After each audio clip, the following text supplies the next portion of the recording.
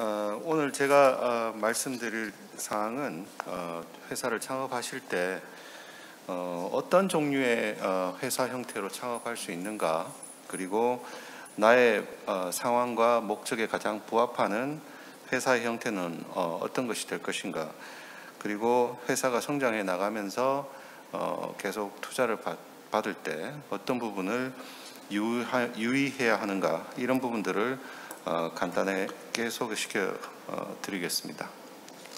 그래서 오늘 강의할 주제의 목차는 첫 번째로 회사의 종류에 대해서 설명을 드리고, 그 다음에 회사의 조직 변경이란 것이 무엇이고 어떻게 할 수 있는 것에 대해서 설명드리겠습니다. 그 다음에 어떤 회사 형태가 창업을 위해 가장 적절한가, 그리고 투자 유치의 종류와 단계는 또 어떻게 되는가, 그리고 마지막에 창업 시 필수 고려 요소는 어떤 것들이 있는가의 순으로 설명을 드리겠습니다.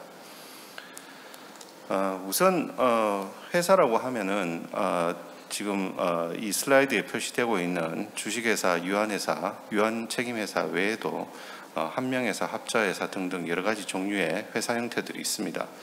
하지만 일반적으로 당연히 회사를 설립한다고 하면 출자하는 사람에게 유한책임, 그러니까 출자액의 한도 범위 내에서만 법적 책임을 지는 유한 책임을 지는 회사의 형태를 당연한 전제로 생각하시는 것이 일반적입니다. 그래서 우리나라에서 허용하는 회사의 형태로서 주주나 사원, 즉 출자자의 유한 책임이 인정되는 이런 형태의 회사는 세 가지 종류가 있습니다. 첫 번째가 주식회사고, 두 번째가 유한회사고, 세 번째가 유한책임회사입니다. 이 역사적으로 이 회사의 형태가 이 세 가지가 뭐가 크게 다르냐라고 이제 얘기를 할 수 있는데요. 가장 보편적으로 이제 우리가 잘 알고 있고 주위에서 가장 쉽게 볼 수 있는 회사의 형태는 주식회사입니다. 그리고 이제 실제로 우리가 일상생활에서 그렇게 자주 볼 수는 없지만 생각보다 굉장히 많이 사용하고 있는 회사의 형태가 유한회사입니다. 그리고 세 번째 이제 유한책임회사는 이제 상법이 개정되면서 이 새롭게 도입된 회사의 형태인데 아직 우리나라에서 보편적으로 널리 활용되고 있지는 않습니다. 그러면 이제 이 세 가지 회사가 뭐가 성격적으로 다른가라는 것을 우선 설명을 해드리면, 아마도 내가 추구하는 어떤 사업의 목적이나 실제 사업의 여러 가지 환경상 무엇이 더 내가 원하는 회사의 형태에 더 가까운가를 쉽게 판단하실 수 있을 것 같습니다. 그래서 처음 설명드렸듯이 이 세 가지 회사는 모두 다 출자자, 즉 주주나 사원의 유한 책임이 인정되는 회사의 형태입니다. 근데 과거에는 이제 어떤 특정한 회사에는 최소한 주주가 몇 명 이상 돼야 된다, 또는 출자자가 몇 명 이상 돼야 된다, 이런 요건들이 있었습니다. 근데 이제 상법이 바뀌면서 단 한 명의 주주나 사원이 있는 회사의 형태도 다 인정되게 됐습니다. 이런 측면에서 보면 이 세 가지 형태의 회사는 아무런 차이점이 없다고도 볼 수 있죠. 근데 역사적으로 보면 이제 주식회사는 굉장히 많은 사람들에게 주식을 발행을 해서 굉장히 많은 수의 주주들이 회사에 출자하고, 회사의 경영은 이사회, 또 대표이사, 이런 임원들과, 즉 소유와 경영이 분리되는 형태의 대규모 기업에 보다 적합한 형태라고 보통 인식을 하고 있습니다.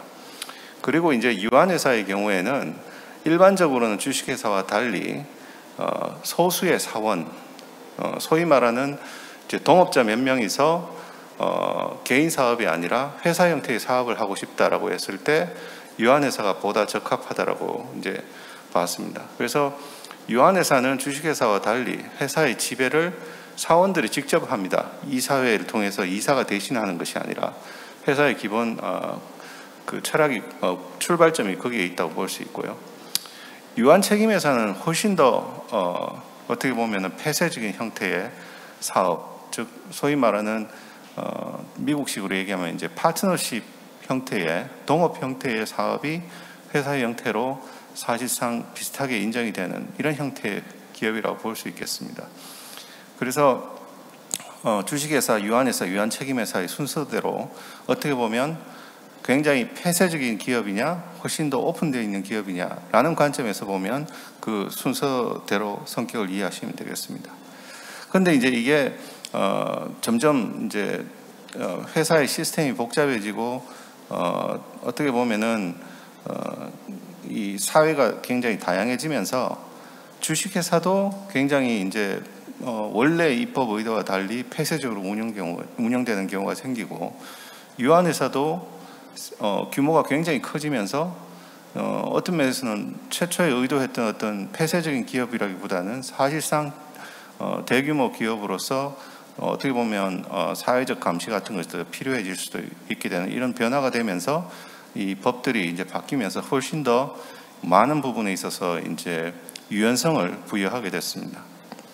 그래서 이제 주식회사의 경우에도 과거에는 이제 최소 자본금, 최소 지분단이라는 제도가 있었습니다만, 과거에는 최소 자본금이 5천만 원, 그 다음에 주식은 최소한 액면가 5천 원 이상이어야 한다, 이런 규제가 있었습니다. 근데 이제 그런 것들이 다 없어져서 지금은 주식회사 일주에 100원 이상이라는 요건만 갖추면 되니까, 극단적으로 얘기하면 자본금 100원짜리 회사도 얼마든지 만들 수 있습니다.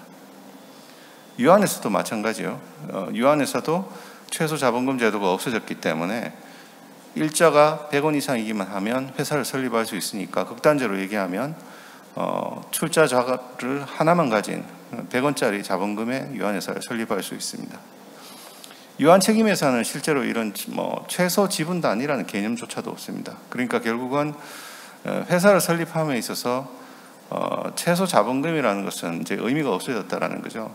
과거에는 이제 자본금이라는 게 결국은 회사의 어떻게 보면은 채무에 대한 변제 자력을 의미한다라고 해서 일정 수준 이상의 자본금을 갖추어야만이 그 회사가 어떻게 보면 대외적인 사업 활동을 할 때 신뢰할 수 있는 기업이다라고 봤는데, 지금은 사실은 자본금이 더 중요한 지표라기보다는 결국은 그 회사의 순자산 규모가 얼마냐, 또 그 회사가 갖고 있는 기술이나 미래 성장 가치가 얼마냐, 이런 것들로 기업의 가치를 평가하기 때문에 자본금이라는 것은 사실상 어떻게 보면 의미를 상실했다고 볼 수 있습니다. 다음에 이제 주식 상장이 가능하냐라는 관점에서 보면 주식회사는 가능한데 유한회사나 유한책임회사는 상장이 인정되지 않습니다. 결국은 내가 창업을 해서 이 회사를 잘 키워서 나중에 주식시장에 상장을 하겠다라는 목표를 갖고 있다면 어떻게 보면 주식회사로 갈 수밖에 없는 거죠. 근데 이제 처음 창업할 때부터 주식회사로 설립해야 되느냐는 또 다른 문제입니다. 그건 뒤에서 설명드릴 이제 조직 변경에 관해서 설명을 이해를 하시면 도움이 되실 것 같습니다. 그 다음에 이제 주식이나 지분의 양도가 자유롭게 인정되느냐 아니냐의 문제인데요. 주식회사 제도에서는 원칙적으로 주식 양도를 금지하거나 제한할 수 없도록 하고 있습니다.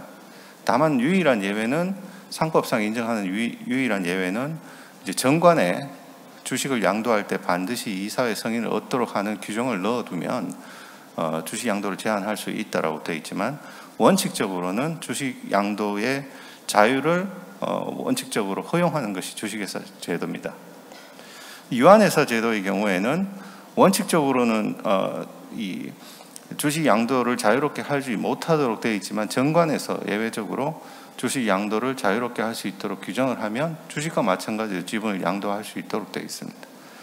근데 유한책임회사의 경우에는 지분을 양도하려면 전체 사원의 전원의 동의가 반드시 필요하기 때문에 이것은 사실상 굉장히 폐쇄적인 회사죠. 그래서 예를 들면 동업자 3명이서 유한책임회사를 만들면 한 사람이 나 그만하고 여기서 빠져나가고 싶어 해도 나머지 2사람이 동의해 주지 않으면 못한다는 얘기입니다. 그래서 이런 것들이 어떤 면에서는 폐쇄적으로 동업자 간의 강력한 결속력으로 아주 폐쇄적으로 우리끼리만 뭔가 사업을 해보자라고 했을 때는 훨씬 더 적합할 수 있겠지만, 또 어떤 면에서는 회사를 규모를 점점 키워가면서 투자자를 유치하고 투자를 받아나가는 관점에서 보면은 좀 부적합할 수 있다라고 볼 수 있겠습니다. 그 다음에 경영 책임과 관련해서는 아까도 말씀드렸지만 주식회사의 기본 정신은 소유와 경영을 분리하는 겁니다. 그래서 주주들이 회사를 소유하고는 있지만 실질적으로 회사의 경영은 이사회에 맡겨져 있는 구조를 취하고 있습니다. 즉 회사의 경영을 지배하려면 이사회를 지배해야 된다는 말이 되는 거죠. 반면에 유한회사의 경우에는 회사의 중요한 의사결정권을 전부 사원총회가 가지고 있습니다. 유한회사에는 이사회라는 게 존재하지 않습니다. 물론 회사를 대표할 업무집행 이사를 둘 수 있게 돼 있기는 하지만 그 이사는 사원총회에서 언제든지 갈아치울 수 있고 특히 그 이사가 어떤 중요한 의사결정 권한을 갖고 있지 못합니다. 그래서 유한회사는 소유자가 직접 회사를 지배한다라고 보시면 됩니다. 유한책임회사의 경우는 더 나아가서 이 사원이 직접 모든 의사결정을 하도록 되어 있습니다. 그래서 이런 부분에 있어서 이 폐쇄성과 경영 책임에 있어서도 이 세 가지 회사가 조금씩 정도가 다르다 이렇게 볼 수 있겠습니다. 그 다음에 이제 사채가 발행할 수 있느냐 아니냐의 관점에서 보면 회사채를 발행할 수 있는 것은 주식회사가 유일합니다. 과거에는 이게 굉장히 중요한 의미를 갖고 있었어요. 그러니까 회사가 외부에서 부채성 자금을 조달하는 방법은 원칙적으로는 이 사채를 발행을 해서 투자자를 유치해서 어떻게 보면 채무증권성 회사채를 발행을 해서 자금을 조달하는 것이 어떻게 보면 유일한 채무조달 방법이었는데 금융이 이제 발달하면서 뭐 여러 가지 은행뿐만 아니라 각종 금융기관을 통해서 사채가 아니라 다양한 부채성 자금을 조달할 수 있는 길이 열렸습니다. 그래서 이제 사채를 발행할 수 있느냐 아니냐는 크게 중요하지 않은 요소가 됐다 이렇게 볼 수 있습니다. 근데 반면에 이제 여러 투자자들을 유치하는 경우에 보면 이 많은 투자자들이 주식이면 주식, 예를 들면 회사채면 회사채 이렇게만 투자하는 게 아니라 주식과 회사채가 이제 섞여 있는 형태의 이 증권에 투자하기를 원하는 투자자들이 많아지고 있습니다. 뭐 여러분들이 들어보셨겠지만 뭐 상환전환 우선주, 뭐 전환사채, 그다음에 신주인스포크 사채 이런 것들이 이제 그런 주식과 사채의 어떤 특성이 결합된 특수한 증권들이라고 볼 수 있는데 전환사채나 신주인스포크 사채는 본질적으로 회사채거든요. 그러니까 그런 CB나 BW를 활용해서 자금을 조달해야 될 필요가 있다라면 주식회사 형태를 취하지 않을 수 없습니다. 그 다음에 이제 외부 감사와 관련해서 상장회사, 과거에는 상장 주식회사와 자산 500억 이상의 어떤 주식회사만이 외부 감사의 대상이 됐는데 이 역시도 주식회사 외부 감사에 관한 법률이 개정되면서 유한회사까지도 자산 500억 이상 여러 가지 몇 가지 요소들이 충족이 되면 외부 감사, 의무적인 외부 감사의 대상에 포함되게 되었습니다. 그래서 과거에는 사실은 이제 외부 감사를 받지 않고 회사를 좀 더 폐쇄적으로 하겠다라고 하는 경우에 이제 주식회사 대신 유한회사를 많이 택했는데 사업 규모가 커지면 외부 감사의 측면에서 보면 유한회사를 택할 어떻게 보면 이익이 훨씬 더 없어지게 됐죠. 정말로 이제는 폐쇄적인 사업을 하고 싶다라고 하면 이제 유한 책임 회사를 택해야만이 외부 감사를 피할 수 있다 이렇게 말씀드릴 수 있겠습니다. 근데 이제 회사의 형태가 이렇게 세 가지가 있는데 당연히 창업을 처음을 할 때는 굉장히 소규모로 작은 자본금으로 이제 시작을 하시는 것이 일반적이죠. 그러다 보면은 당연히 이제 뭐 조그마한 직원도 몇 명 되지 않는 회사가 주식회사처럼 뭐 이사회 다 갖추고 하려면은 기본적으로 사람도 많이 갖춰야 되고 여러 가지 조직적인 측면이나 회사 관리적 측면에서 어려움이 있습니다. 그래서 처음에는 유한회사나 유한책임회사 같이 조그마한 회사로 출발해서 나중에 회사가 좀 이제 성장을 해서 외부 투자도 받고 이렇게 하면은 그때 가서 이제 좀 주식회사나 이런 틀을 좀 갖추면 좋겠다 이런 생각이 들 수도 있겠죠. 그래서 이제 회사법상으로는 이제 조직 변경이라는 것을 허용을 합니다. 즉 다시 말하면 처음에 유한회사로 설립했다가 나중에 주식회사로 바꿀 수 있습니다. 반대로 주식회사도 하다가 내가 좀 더 폐쇄적인 회사로 바꾸고 싶다 하면 유한회사로 갈 수도 있습니다. 또 주식회사에서 유한책임회사로 아예 극단적인 폐쇄적인 회사로 바꿀 수도 있고 이제 유한책임회사가 이제 주식회사로 가는 것도 이제 가능합니다. 그래서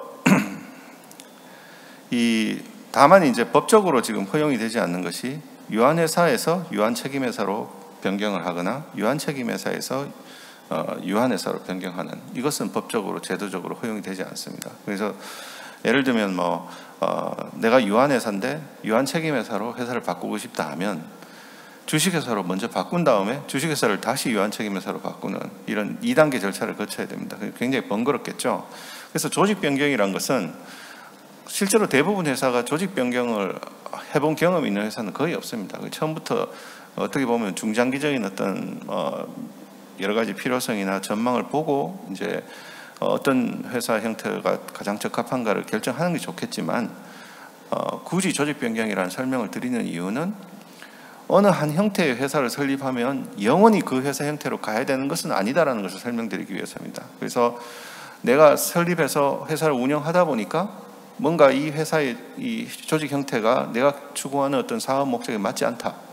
그러면 다른 형태에 좀 더 부합하는 사업 형태로 바꿀 수 있다라는 것을 이해할 필요가 있습니다. 근데 이제 주식회사와 유한회사 서로 이제 바꿀 수 있는데, 기본적으로는 이 조직 변경을 하려면 주식회사에서 유한회사로 바꿀 때는 총주주의 동의, 그리고 사채를 발행한 게 있으면 사채를 다 상환을 해야 되고, 또 채권자 보호 절차를 거쳐야 됩니다. 그 이유는 이제 회사가 어떻게 보면 유한회사 같은 폐쇄적인 회사로 바뀌었을 때 주식회사의 어떤 기본적인 그 자본 상태나 뭐 이 대규모 회사로서의 어떤 신뢰성 이런 걸 믿고 투자를 했는데, 유한회사 같은 이제 폐쇄적인 회사로 바뀔 때는 채권자들을 보호하기 위해서 원치 않는 채권자들에게는 이제 채무를 변제하게 하고 사채를 상환하게 할 것을 요구를 하는 거죠.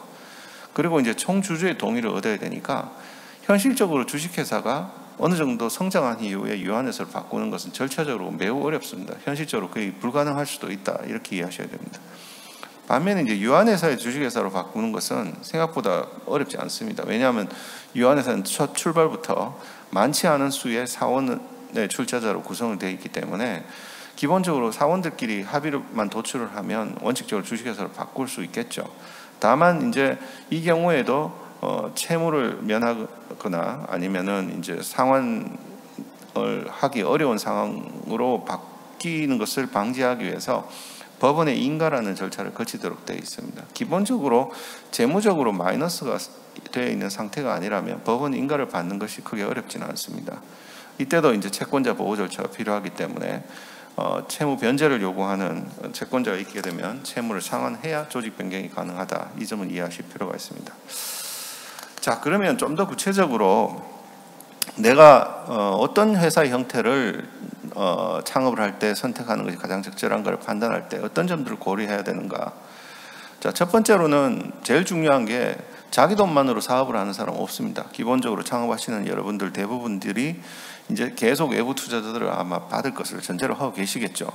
그러면 내가 설립할 회사는 내가 원하는 회사 형태가 아니라 투자자들이 선호하는 회사 형태를 선택하셔야 됩니다.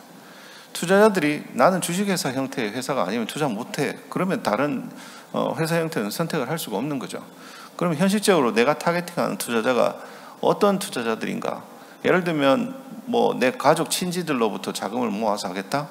그러면 뭐 회사 형태가 어떤 게 되든 큰 상관없겠죠. 하지만 예를 들면 뭐 벤처 캐피탈, 창투사, 무슨 PF 이런 기관들로부터 투자를 받겠다.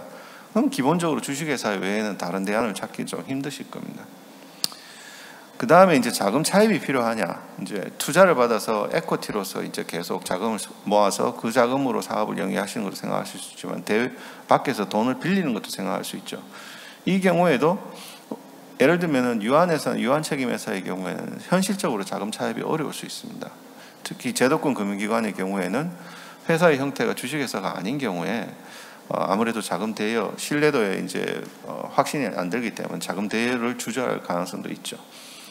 그리고 이제 우수한 인력을 영입해야 된다.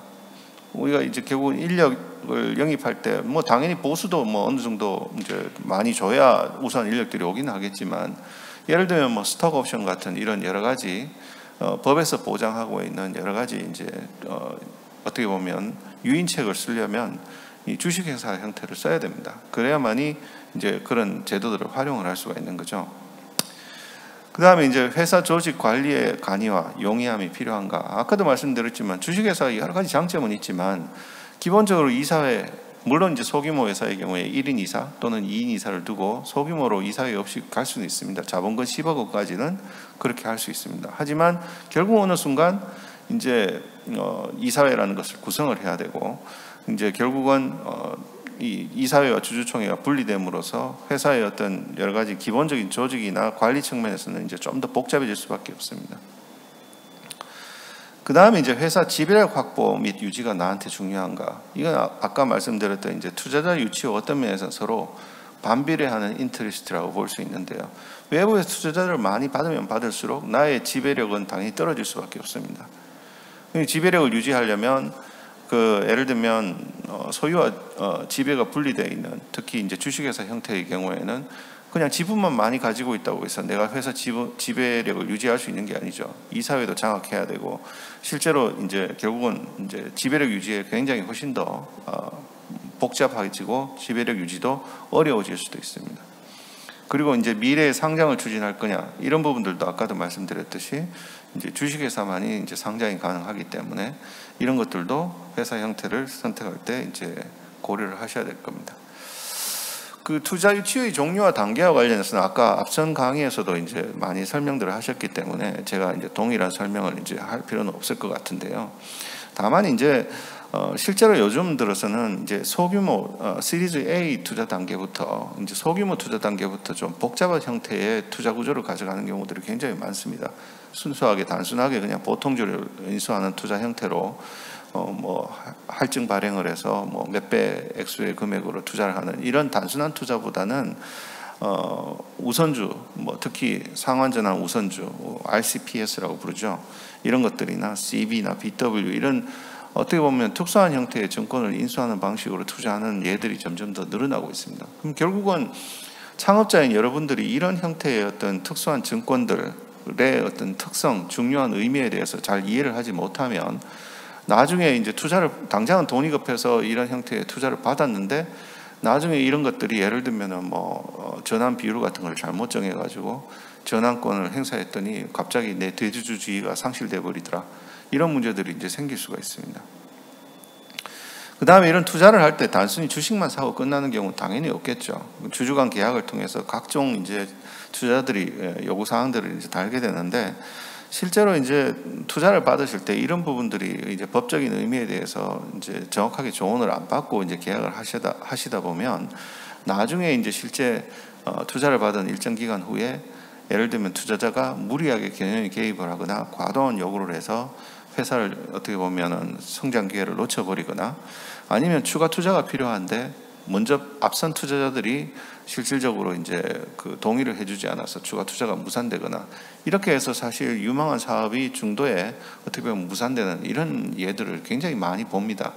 그래서 여러분들이 이제 꼭 생각하셔야 될 부분은, 아무리 소액의 적은 단위에서 시작해서 투자를 유치하더라도 그와 관련된 각종 계약에 대해서는 전문가들로부터 제대로 조언을 받고 투자를 하시는 것이 필요하다.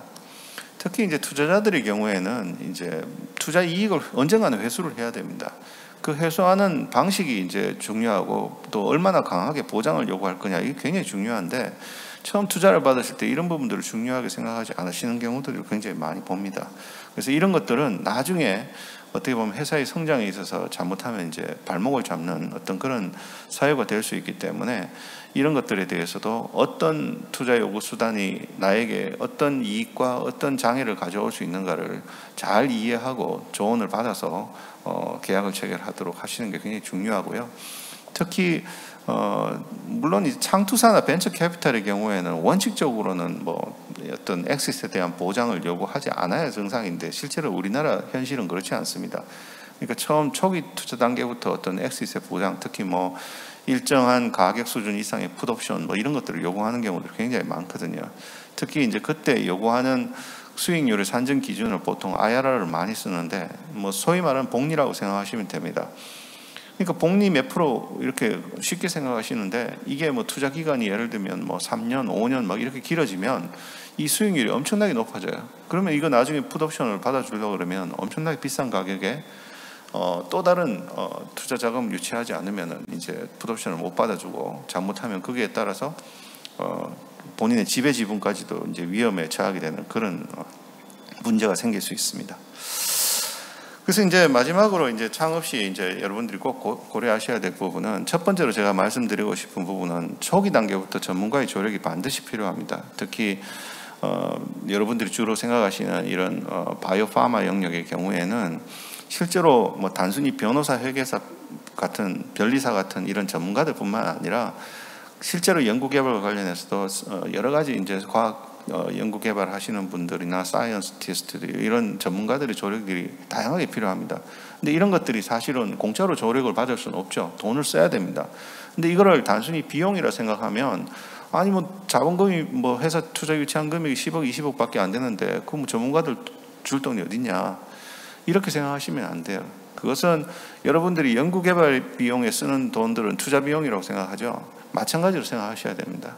특히 창업해서 이 회사를 키워서 뭔가를 하겠다라고 하신다면 초기에 첫 단추를 잘못 깨는 경우에 나중에 굉장히 큰 어려움을 처할 수 있다. 이런 점을 이제 고려하셔야 됩니다. 그 다음에 이제 고려하셔야 될 부분이 내가 지금 추진하고 있는 이 파이프라인이 성공을 하면 내가 나중에 몇 % 몫을 가지는 것이 가장 합당한가 이런 부분에 대해서 자기 나름대로 기준과 선이 있으셔야 됩니다.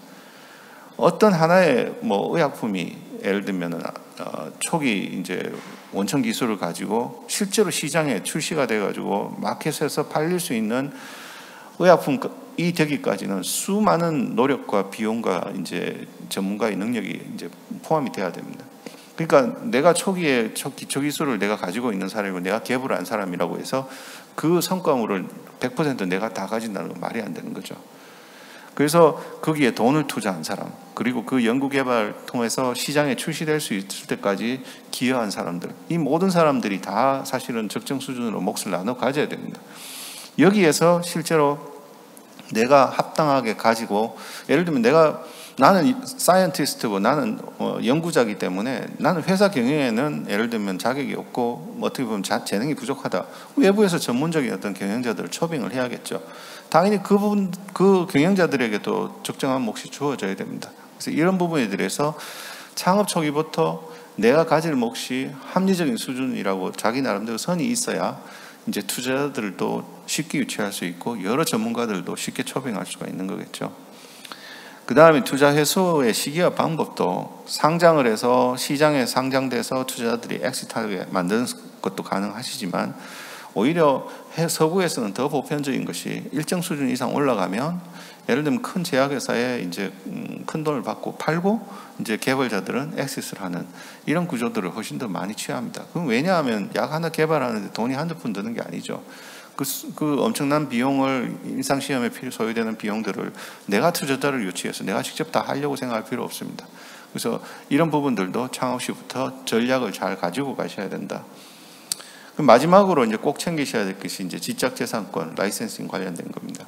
특히 이제 이 창업되는 기초되는 기술이 예를 들면은 학교에 산학 연구센터 같은 데서 이제 인큐베이팅 돼서 나오는 경우에 그 지적재산권의 소유권을 명확하게 정해놓지 않아서 나중에 어떻게 보면 사업화에 이제 장애가 발생하는 경우들이 굉장히 많습니다. 기본적으로 학교에서 기본적으로 그 해당 기술에 대한 그 오너십을 가지면 처음 창업할 때 학교와의 명확한 계약을 통해서 뭐 전용 실시권 같은 걸 확실하게 확보를 해놓는다라든지 미래 상업화의 경우에 수익을 어떻게 나눈다든지 이런 것들을 초기에 미리 잘 정해놔야 됩니다. 그러지 않으면 어느 순간 이제 내 기술인 줄 알았는데 알고 봤더니 소유권은 학교에 있고 이제 어느 정도 이제 수익이 기대가 되니까 학교에서 상당한 어떤 보상을 요구하지 않으면 이제 계약이 되지 않는 이런 상황이 벌어져 버리면 투자자 유치도 안 되는 거거든요.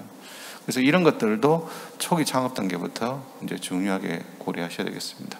자, 여기까지가 오늘 준비한 강의고요. 네. 추가로 필요하신 게 있으시면 질문이 있으시면 말씀 주시면 좋겠습니다.